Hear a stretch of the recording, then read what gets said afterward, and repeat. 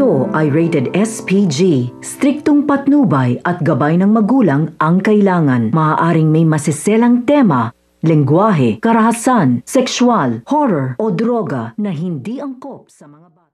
Unti-unti na nga napagtatantungan nito ni Darius na hindi nga niya asawa itong ang kanyang nakakasama na si Lucy. Dahil na nga rin marami na nga siyang napapansin na kakaiba dito kung saan yung una nga nilang pinagdatean ay hindi nga nito alam po ano orderin nga nito at marami pa nga iba. Kaya naman napag-isipan na nga niya, nabigyan na nga ng pagkakataon itong ang si Farah na makapagpaliwanag nga sa kanya kung ano nga ba ang nangyari, kung bakit ganito na nga rin ang at kilala nga niya dito at dito sa kanyang asawa dahil parang ang nagkapalit na nga ito.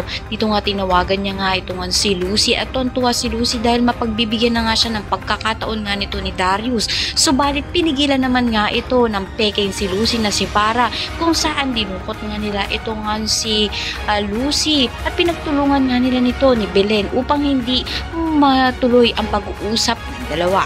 Kaya naman pakatutukan nga natin kung mailigtas pa nga nito ni Darius itong si Lucy sa kapahamakan dito nga kay Farah. Ang lahat ng inabangan natin, maraming salamat sa inyo.